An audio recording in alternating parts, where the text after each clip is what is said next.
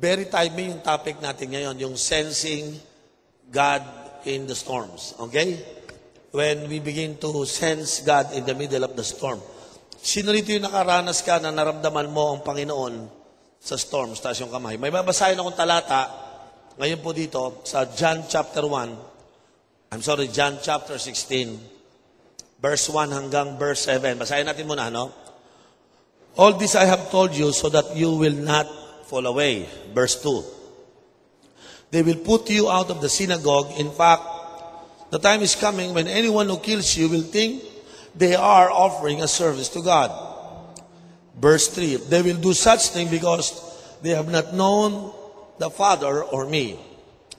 I have told you this so that when their time comes, you will remember that I warned you about them. I did not tell you this from the beginning because I was with you. But now I'm going to him who sent me. None of you ask me, where are you going? And then verse 6. Rather, you are filled with grief because I have said these things. And then verse 7. But verily, truly I tell you, it is for your good that I am going away. Unless I go away, the advocate will not come to you. But if I go, I will send to him. Storms of life will come in so many ways, no? It could be family problem. It could be relationship problem. It could be financial problem. It could be health problem. But those are all storms of life. In fact, we realized last meeting na if you are walking in the will of God, you still have storms. Magkakaproblema ka. Kung hindi ka lumalakad sa kalooban ng Panginoon, magkakaproblema ka din. So whether lumalakad ka sa kalooban ni Lord o hindi, magkakaroon ng problema. Pero maganda pag lumalakad ka sa Panginoon, merong benefit o result na ginagawa sa atin ng problema. Amen? On this passage, Jesus tried to help His disciple to prepare for the coming storms of the life. Alam nila si Kristo mamamatay. For them, that's a big problem.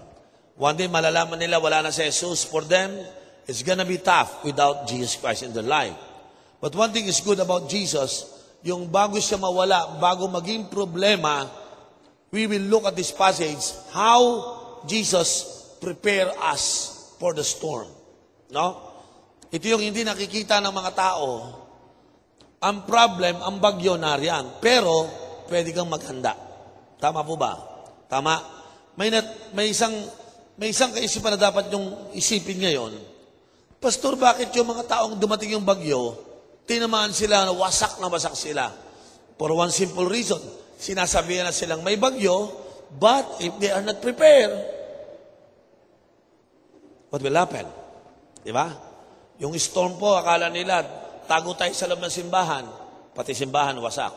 Tago tayo sa loob ng stadium, pati stadium sira.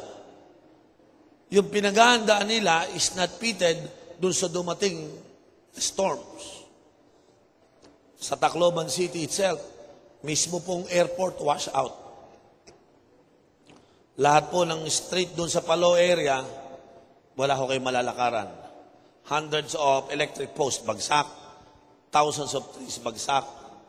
Hindi sila naka-react ng tama because ngayon, so nag-text sa akin yung isa kong kaibigan, sabi niya, Pastor, mahirap kalagayan namin dito. Ngayon, unti-unti na pong yung isa kong kaibigan, bago siya nakapag-text, nagpunta muna siya sa lugar ng Kalbayog. Doon lang siya nakapag-text. Ang layo. Pumunta siya ng Kalbayog kasi wala na daw silang makain. Doon sila bibili ng pagkain sa lugar pa ng Kalbayog. Ang hirap. Sabi, pag pumunta daw kayo, sabi nung isa naman sa Facebook, binabasa ko kanina, pag pumunta ka sa Tacloban, humanda ka ng ma-hold up. Huwag ka magdadala ng relos, ng cellphone kasi baka ma-hold up ka. Ang mga tao daw dito parang lawless na ngayon.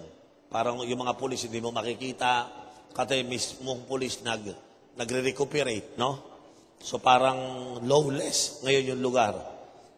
Yung Gaisano Mall, pinapasok lang ng mga tao para makakuha ng food, no? Yung looting is all around. Ganun kahirap. Because when the storms comes, hindi mo alam kung ano mangyayari. Are you still here? Are you still here? Now, I want you to know dito sa passage na ito, basahin natin mula yung verse 1. How Jesus prepare us, all this I have told you so that you will not, what? Fall away. Buksan natin yung verse 5. Tignan yung verse 5. I'm sorry, verse 6 pala. I think it's verse 4, hindi pala 6. I have told you this so that when their time comes, you will remember that I warn you about them. Itong verse na ito, sinasabi ni Jesus, winawarningan ko na kayo, sinasabihan ko na kayo, para pagdating nung araw na yon, sabi niya, kayo ay handa. You know, ito yung maganda sa Panginoon. Magkakaroon tayo ng problem, magkakaroon tayo ng difficulties, magkakaroon tayo ng storms, pero alam nyo, the Lord prepare us for that. Sabi mo nga sa katabi mo, the Lord is preparing us. Verse 1, tinin nyo po sinabi niya sa verse 1. Ito binanggit niya. All this I have told you so that you will not, fall away. Sinasabi ko to sa inyo, yon, warning yon, piniprepare ko kayo para pagdating nung araw na yon, hindi kayo magpo-fall away. Ibig sabihin, hindi kayo babagsak. You know? In fact, pagdating po ng verse 2, ito yung sinabi. Okay? You will be chased out by the Jewish people. Ito, they will put you out of the synagogue. In fact, the time is coming when anyone who kills you will think they are offering a service to God. By winawarningan dito ni Lord na yung mga disciples niyang kasama, magkakaroon kayo ng problemang malaki. Kasi yung mga religious people, papatayin kayo thinking that they are serving God by killing you. So yung mga disciples, habang nakikinig sila, alam nila may maparating, but just to hear that, it caused them to prepare. Say the word, prepare. Alam nyo ba, ang problema na overcome natin, natatalo natin, kung pinaghahandaan natin yung araw na yon. Are you listening? Kaya niya po doon sinabi sa verse 4, that I am saying this to you now, so that when the time comes, when the storms comes, ibig sabihin, you will remember what I have said to you, what I have told you. So dito po, basang-basa ko po dito, na si Lord, mayroong magaganap na problema sa 12, magkakaroon sila ng severe persecution to the point of the death, but the Lord prepared them, prepared their hearts. Pag may paparating na bagyo, ang inaabangan ko muna yung nagagather na ba yung ulap? Ayan na. Alam niyo po, si Pastor, may bahay ako eh. Naghahanda po ako doon. Nakita ko, the more you prepare, the more less ang inyong fear. Bakit kayo pinaghahanda ng Panginoon? Para kumatakot sa problema. Halimbawa, ako po, may bahay ako. Laging ang threat dyan, either sunog, ano pa threat sa bahay, nanakaw, diba? Yan ang laging threat. Sunog o nanakawang ka. Pag ninakawang ka, may mawawalang konti. Pag nasunugan ka, mawawala ang lahat. So, ano paghahandaan ko? Una, paghahandaan ko muna yung mawawala ang lahat, sunog. Alam nyo ginawa ko? Bumili ako ng fire extinguisher, 3. Ang ganyang kalalaki. Tinawag ko si Grace, si Odie, tsaka si Yomi, tsaka mami niya. Ito, tawag dyan, fire extinguisher. Ini-extinguish niyan ng apoy. Ganito paggamit, yung mga anak ko nanonood sa akin. Ganyan ang paggamit. Ganyan, huwag mo itatapat sa mukha mo kasi dapat nakaganon. Okay, alam nila. So anytime, any moment, kung magkakaroon ng sunog, meron kaming konting laban kasi meron kaming fire extinguisher, di ba? Pangalawa, ang paghahandaan ko, yung magnanakaw. Pinuntahan ko yung likuran ko ng bahay, pinalagyan ko po ng mga dapat na cover. Merong mga grills na kahit daga, hindi makakapasok. Magnanakaw pa. Paminsan-minsan, parang gusto kong lagyan ng kuryente para sigurado. Pero hindi ko pa ho nagagawa. Nilagyan ko lang muna ng harang. Tingin ko, ayos na yon. Sa harapan, ito yung threat ko kasi bukas na bukas. So ginawa ko, naglagay po ako ng 2 English Mastiff na aso. Kasi laki ko po yun. Lagi nakatambay lang yun sa gilid, ganon. Nakaganon lang ho yun. Pero nakasilip, nagbabantay ho yun. 2 ho sila doon. Pag pumasok kayo, nakakulong, akala mo nakakulong. Meron ho silang kakayahang magbukas ng lock. Kung kinakailangan. Ganon pong turuan yung mga aso na yon. Kaya nilang buksan ang pintuan nila kahit nakalock. Bakit? Kaya nilang lumabas kung gugustuhin nila. Yun po'y nakahanda na at natutunan ko, pagdating ng storms na yon, I am ready. Amen. So less po yung fear ko kapag pala ako ay ready. Kaya pala sinasabi ni Lord sa kanila in advance kung ano mangyayari sa kanila para pagdating ng storms na yon, ready sila. Now, ito yung gusto ko makakuha po ninyo. Pastor Oriel, bakit niya tayo piniprepare? Yan ang una. So that our fears will be lessened. Okay? Para yung, bago ito ituloy, tanong, totoo ba pag may problema nakakatakot? Halimbawa, wala kang pera. Sino hindi matatakot sa walang pera? Halimbawa, sino bigla ka nagkasakit, problema, sakit, nakakatakot din yan. Kasi ang sakit, may kakayahang pahinain ka at ubusin ang pera mo. Tama? Tama po ba? Sino sa inyo may problema ngayon dito na kayo'y natatakot sa problema nyo? Natanggal ako sa trabaho, problema ko to, di ba? Nako, wala na akong pera sa savings account ko. Natatakot ka. Naku, yung anak ko, yung kapatid ko, yung nanay ko may sakit, natatakot ka. Naku, all of the above, patay ka. Ang hirap. Sino problema nyo rito, all of the above? Wala ka ng pera, wala ka pang trabaho, may sakit pa, yung mga ganyan. Alam nyo po, ngunit kung kayo inihanda ng Diyos, magtataka kayo, wala akong pera, pero may nakatago ako. Di ba? May sakit, may kaibigan akong doktor. Sino? Si Jesus, di ba? Tama? Eh, may problema ako. Kasama ko si Lord. Parang yung fear nyo, ang purpose ng paghahanda, less. Nakakita ko ng mga taong walang Diyos pag may problema, ang number 1 solution, jump. Jump. Saan? 10-story building. Yon, mga jump. Akala ko may problema, tatalo lang. Oh. Ang mga Kristiyano, pag may problema, tumatalon din. Nagpupuri sa Diyos, sila tumatalon din. Saan? Sa 10-story building. Patay, di ba?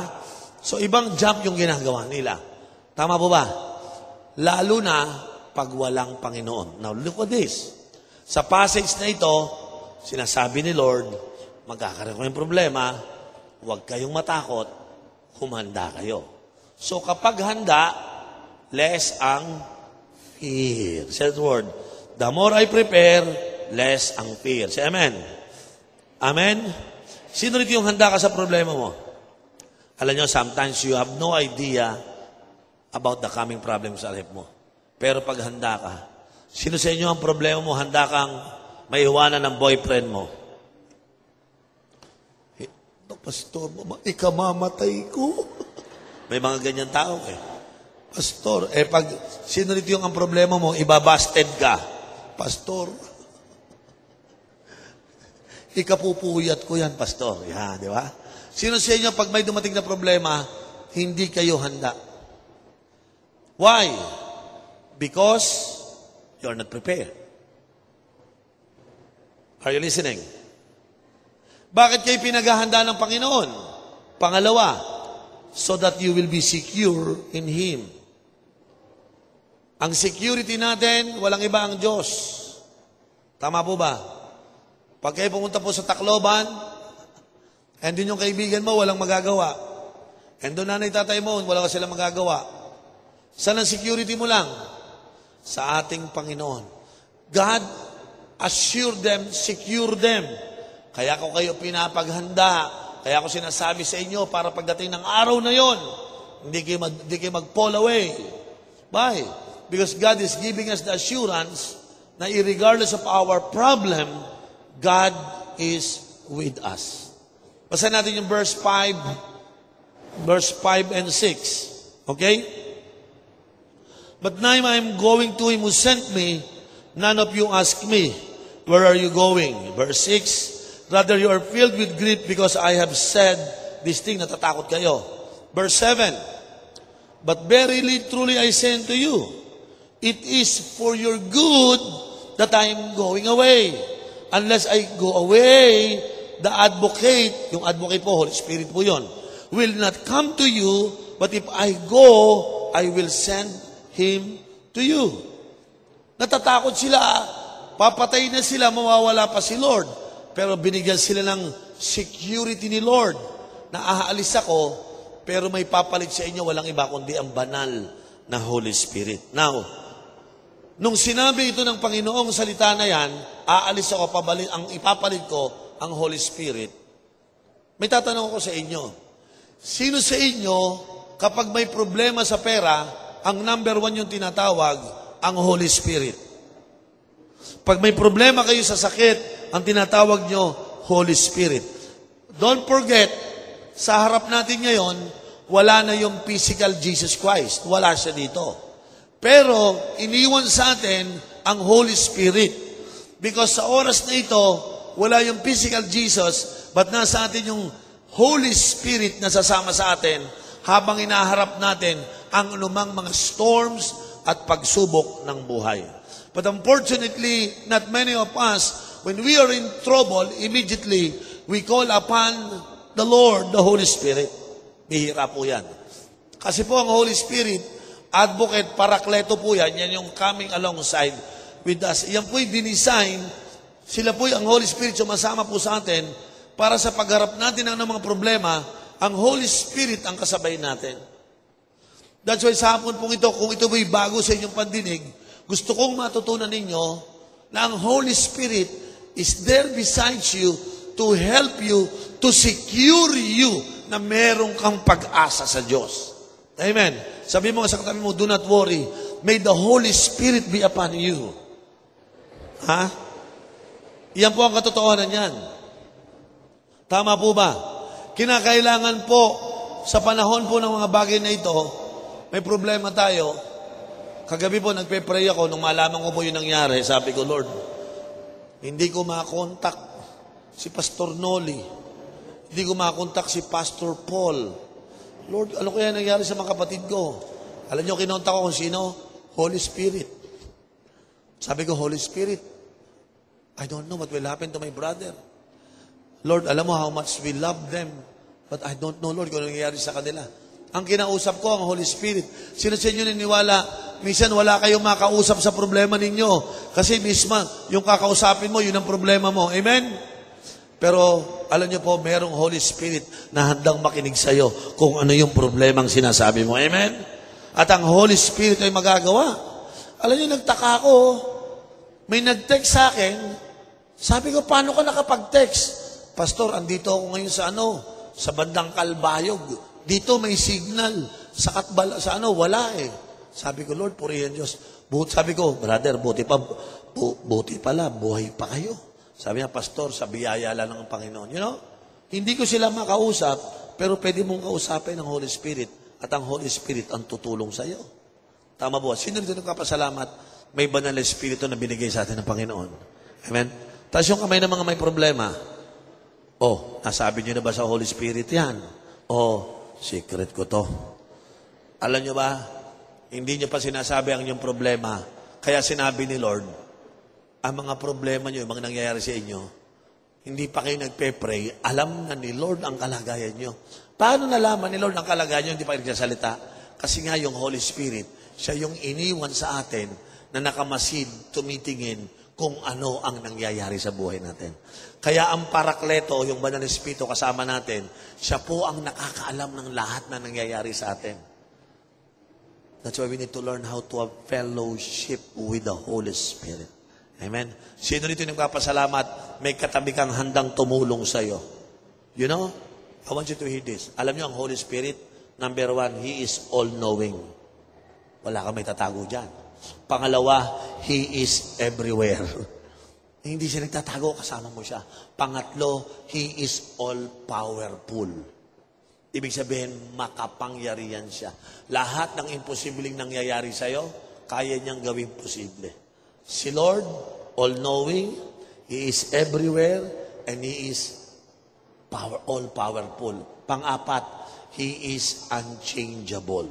Hindi siya nagbabago. Kaya kahit anong pagbabago mo si Lord, hindi siya nagbabago sa'yo. Mahal na mahal ka ng Panginoon. Amen po ba? Palakpakan natin ang banal na Espiritu. Hallelujah. Naniniwala po ba kayo ng may role ang Holy Spirit sa problema? Sino din kumbinsido na merong role ang Holy Spirit? Amen? So una, ina-assure tayo ni Lord, okay? Ina-assure tayo ni Lord na andito lang ako. Amen? And then, number 2, napansin ko, dito sa talatang ito, ina-assure niya that He has our best interest in mind. Yung problem, yung situation natin mga kapatid, it is to your best interest. Kaya ni Lord gawa ng isang bagay na kahit anong pangit ginagawa ng demonyo, sabi nga ni Joseph though you mean it evil for me, but my God mean it good for me. May masamang plano ang demonyo sa iyo, binigyan ka ng matinding problema, pero wag kang malungkot, ang Panginoon ay merong best interest in mind para sa bawat isa pa sa amin. Amen? Balikan natin ulit yung verse 6 and 7. Ano sabi ng verse 6 and 6? Rather, you are filled with grief. You know? Takot na takot sila, filled sila ng grief. Because I have said this thing, natakot sila kasi aalis sila. Pero sabi ni Lord, at kayo natakot ka? Kasi aalis ako. Lord, mawawala ka na, papatay. Okay lang mamatay kung katabi ka namin Hindi, aalis ako sa mas mabuti. Bakit? Ito sinabi niya ngayon verse 7. Verily, verily, I tell you, it is for your good. Minsan, it is for your good. Yung kinakatakutan nilang mawala si Jesus, it is for their good. Minsan yung kinakatakutan mo, it is for your... Tingnan mo katabi mo, may problema yan. Takot na takot. Yung pala, it is for your good. Wala ho tayo dapat ikatakot. Naalala ko po sabi ni Lord, sumakay na kayo sa bangka. Tumuwid na kayo sa dagat. Doon kayo sa kabila. Pag tuwid nyo ng dagat, sa Sinang Galilee, kita tayo doon So yung 12, sumakay sa bangka. Nagsagwa na sila. At nung sumasagwa na sila, si Kristo, di ba sabi sa inyo, nagpe-pray. Naalala nyo? Nung makita nila si Kristo, makita nila yung ulan, tol, umuulan. Tol, lumalakas yung hangin. Sabi nung isa sa kanya, ano ko ba naman? Ulan at hangin, ba't ka natatakot? Para kang hindi mangingisda. Ay, nga pala, mangingisda nga pala ako. So, mamayang konti, lumalakas yung hangin, nawala yung ulan, hangin na lumalakas, yung wave, lumalaki, 20 feet, 30 feet. Sabi nung kapatid niya, Father, fisherman ka ba? Oo. Ano masabi mo dyan? Ay, waves. Kinakabahan na sila. Ano masasabi mo? Pare, nakakatakot yan. Nung inahampas niya yung natakot na silang todo. Nawala ang pagiging fisherman nila. Suddenly, sa sobra nilang mangiyak-iyak, takot na takot mamatay, may dumating na isang tao sa kanilang harapan, none other than our Lord Jesus Christ. Nakita nila, nagsasurf na gano'n, gumagano. Sabi nila, multo. Nakita nila si Kristo. Yung wave na kinatatakutan nila, inaapakan lang ni Jesus. Tama? Nabasa nyo? Yung wave na nakakatakot, sa ibabaw ng wave na yon, nakasakay si Christ. Parang sinasabi ni Lord sa kanila, dito ba kayo takot? Tanyan? Yan, tingnan nyo, yung kinakatakutan nyo, they are under my feet. Di ba? Tapos sabi ni Peter, Lord, ang galing mo. Yung problem ko, nasa ilalim ng paanan mo. Gusto ko din yan. Pwede ba akong walk under my problem? Halika. Come. Inapakan niya din yung kinatatakutan niya. Nakalakad ba si Peter? You know what is the meaning of walking on water? Walking on water means you walk above your situation. Those fear na dumadapo sa iyo. Yung mga, sino sa inyo gustong apakan yung kinatatakutan nyo, ha? Pastor, takot na takot ako maging matandang dalaga. Huwag ka matakot, huwag ka matakot. Pastor, takot na takot ako, baka ako maghirap. Huwag ka matakot. Pastor, takot ako, baka bumagsak na naman ako sa board exam. Huwag ka matakot. Pastor, natatakot ako, baka andain mong baka. Oh? Ha? Tingnan mo katabi mo. Masyado kang maraming baka kasi. Yung mga baka mo, diyan ka natatakot eh. Alam mo gawin mo? Sabi mo sa katabi mo, let's walk on the water. Ano ibig sabihin? Let's walk above our circumstances. Amen? Apakan mo! Sampadyak naman dyan. Naapakan nyo na ba? Ang problema, hindi pinapadala sa utak. Ang problema, hindi dinadala sa ulo. Ang problema, inalagay sa ilalim ng paa. Amen?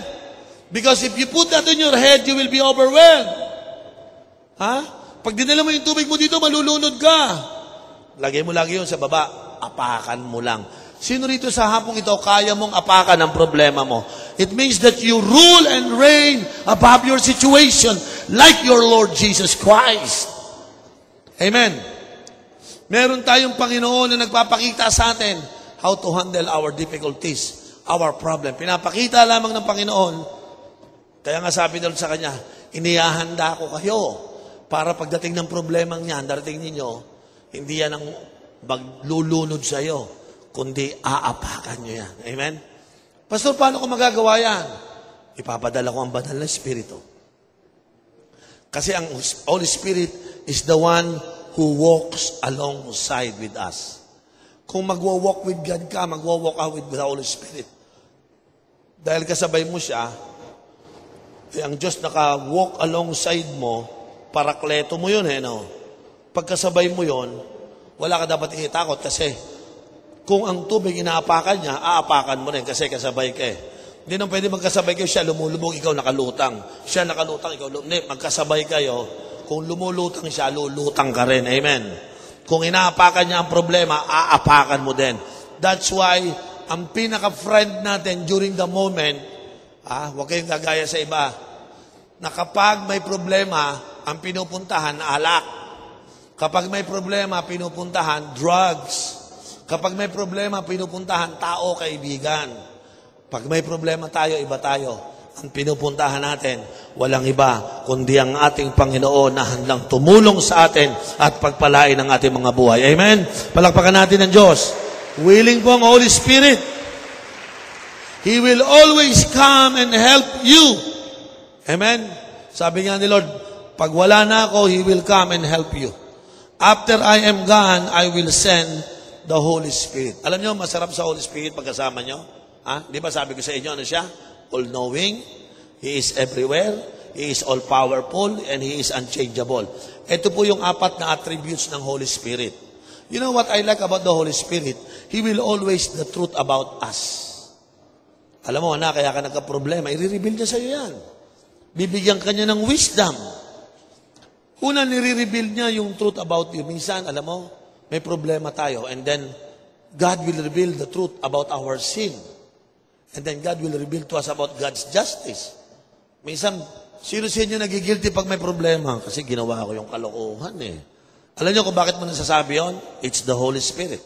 Nire-reveal niya yung truth about your sin. Until you repent, until you submit it to God.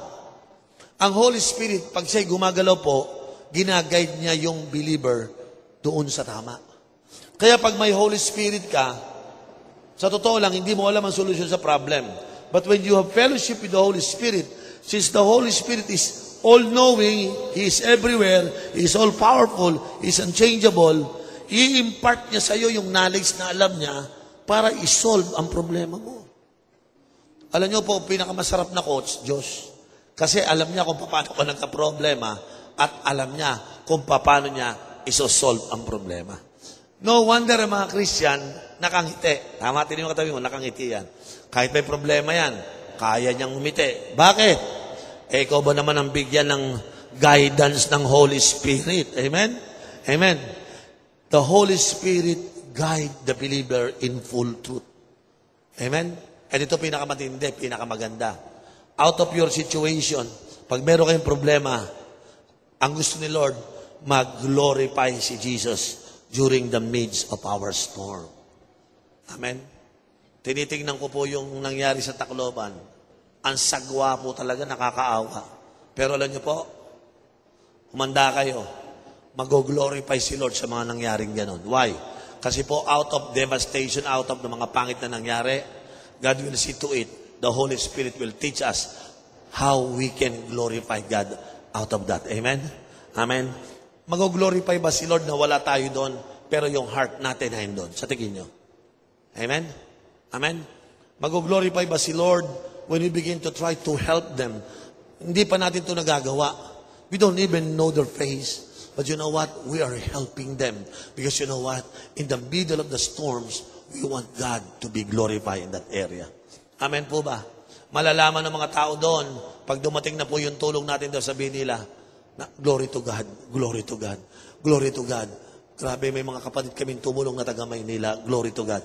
Lahat ng tao, magpapasalamat sa ating Panginoon. Makikita nila kung gaano kabuti ang Diyos. Sa kabila ng kanilang hirapan, tutulungan. Alam niyo ba mga Pilipino, sa tulong ng Diyos, 2 linggo lang papagpagin. Simula na naman sila, they will start their life. Because sa mga Pilipino, purihin ng Diyos, ay may kakayahan, may resiliency tayo. Kaya nating bumangon sa ating pagkakadapa. Amen po ba? Amen. And you know, yung panahon na bumabangon ng ating mga kapatid, nakaka-glorify kay Lord kapag tayo tumutulong sa kanila.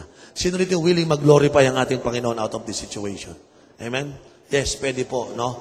Kaya po, yung excitement ng pagtulong ay nasa mga puso po natin. Amen? Ano tong storms? By the way, bakit ang storms dumadating po sa buhay natin? Why these storms are keep on coming in our life? I want you to know this. Number 1, storms allow us to see ourselves. Yan po ang unang dahilan. Para makita natin ang sarili natin. No? Last week, sinabi ko nga, para makita niyo yung faith ninyo. Para makita niyo yung attitude ninyo. Para makita niyo yung commitment ninyo kung anong meron kayo. Yung storms nito, it allow us to see our own self. No? Nakita dito yung attitude natin, ang dali natin bumigay pala pag may problema. You will know yourself. Number 2, storms are times of restoration. No? Times of restoration. Yung storms po na yan, pag dumadating po sa atin, yan po yung panahon ng restoration. And then number 3, storms can bring a spiritual growth in our life. Say that word, spiritual growth in our life. Ganyan po yan. Nagbibigay po ng spiritual, they can bring spiritual growth in our life. No? Bakit po sinasabi po, bakit ko binanggit po yung nagbibigay po ng spiritual growth? Siyempre po, kapag may bagyo, nako-conform tayo. No? Yung patience natin, yung humility natin, nag-grow talaga tayo dyan, mga kapatid. And sometimes it can bring also happiness in our Christian experience. No? Sino rito yung nakapag-over ka ng problem, natuwa ka, taas yung kamay, yung masaya ka, ay salamat, na-solve na yung problem ko. Alam nyo, yung mga kinakatakutan natin, minsan hindi naman pala nangyayari. No? Nasabukan nyo na bang gumawa ng malaking problema, tapos natakot ka sa mangyayari, tapos yung tinakatakutan mo mangyayari, hindi naman pala mangyayari? Di ba napapangiti ka? Diyos ko po, akala ko wasak na ako. Di ba? Why? Kasi yung ina-expect ninyong devastation out of your storms, you find out, hindi naman pala ganun kalaki. No? Isang testimony, isang kaibigan ko dun sa, taga Marikina din to. Wasak-wasak yung bahay nila. Ubos, umiiyak sila nung makita ko yon. Naawa ko, kapatid natin sa Panginoon. Pagbalik sa kanila after 2 years, grabe, ang ganda ng bahay nyo ha. Alam mo, pastor, sa totoo lang, buti nga, nalubog eh. Bakit? Kung hindi nalubog, pangit pa rin bahay namin ngayon eh. So nakita ko, may magandang plano. Ngayon, ang bahay nila, konkretong brand new. Tapos naka-elevate, nakalutang. Sabi ko, ba yun, nakalutang ah. Pastor, para kung ano man bagyo dumating, hindi na kami maabutan. Sabi ko, sino po niniwala may magandang mangyayari out of your situation? Ha? Ngayon, tinignan ko po yung family nila. Masayang masaya. Sabi ko sa kanila, sa nanay, Nay, Yung bahay niyo dati, bulok-bulok, ang pangit. Samantala ngayon, pwede ba tawagan kitang Donya? Tumatawa lang siya kasi tawag sa kanya, Donya. Bakit ko siya talaga? Kasi yung bahay niya, Pandonya. Bakit, Pastor? Hindi ko malaman paano napatay yung bahay na ito. Yung mga anak ko biglang sumipag, pang-awa sa kalagayan namin. Lahat yan nagtrabaho, lahat hindi gumastos, walang nag-drugs, walang uminom ng alak. Lahat ng pera binibigay sa akin. Ako naman, patayo lang ako ng patayo. Ito, Pastor, after 2 years, meron na kaming 2-story bahay na 5 ang bedroom. Ang ganda, Pastor. Samantalang nung araw, 1 lang ang bedroom. Tabi-tabi pa kami. Ang pangit ngayon, 5 bedrooms, Pastor. Pinaganda ng Panginoon. Totoo po ba? Minsan, ang ating experience can bring joy to our heart. Amen po ba? Amen po ba? Kaya wag ko kayo matatakot sa problema. Tama? Last and final, paano tayo lalago sa storm? How to grow during storm? Okay? Say this word. I need to have decision. Sabihin mo, decision. Sabay-sabay na sabihin, decision. Bago pa lang kayo magkaroon problema, o storm sa buhay ninyo, ngayon pa lamang, I want you to make a decision because if you want to grow out of your problem, it will require you the right decision. Again, once more, say that word, it requires a decision. Okay, anong decision ang gagawin ninyo? Tuwing may problema ako, may decision na ako. Sabi ko, number 1 decision ko ito. Sa problema ko, I decided that Jesus will be the Lord over my problem. That's my decision. Pangalawa, sinasabi ko to, I decided na sa problema kong ito, meron akong makukuhang benefits. I decide to receive the benefits out of my problem. Alam niyo po, tuwing may problema ako, totoo po yun. Totoo po yun. Sino naniniwala, if you make a decision that Jesus should be the one to control and be the Lord of your situation, magleles po yung fear ninyo. You know, every day I make a decision, Jesus is my Lord. Darating ang problema ko, sabi ko, Lord, mabigat ang problema ko, pero buti na lamang, ikaw yung God ko. Tama? Let God be God. Come on, say the word. Let God be God. Amen? And then, pangalawa, decision na ninyo, na kahit may problema, tinatanggap ko, magkakaroon ako ng benefits sa mga problemang ito. It is good for you, for me to go away, ang sabi ni Lord. Bakit? It is good for me. Meron akong benepisyong makukuha mula sa mga problemang ito. Sino sa inyo, nakikita nyo ang problema nyo, may benepisyo kayo dyan? Yung mga walang pera, ngayon natuto ka magtipid. Hallelujah. Amen? Amen? Yung mga walang pera, natutong magsipag. Tama? Yung mga walang pera, natutong magtipid. Ha? Tama? Yung mga walang boyfriend, natutong maligo. Hallelujah. Ay, yung mga walang boyfriend, natutong ano?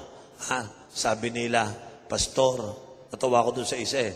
Pastor, ano nga pala yung sinabi mo nakaraan? Maganda yun eh. Sabi ko, bakit? Kasi, Pastor, kaya wala akong boyfriend. Naghahanap ako ng the best eh. Yun ang pinagpepre ko. Alam ko, bibigyan ako ni Lord ng the best. Pero Pastor, may nadinig ako sa iyo eh. Ano yung sinabi mo? Sabi ko sa kanya, huwag mong hanapin yung the best. Ang hanapin mo, yung taong magpapalabas ng the best in you. Pastor, paano kung pangit yun? Kahit pangit yun, basta marunong magpalabas ng the best, yun ang piliin mo. Eh, yung wife ko, ganun ang ginawa eh. Pumili siya ng gwapo na magpapalabas ng best sa kanya.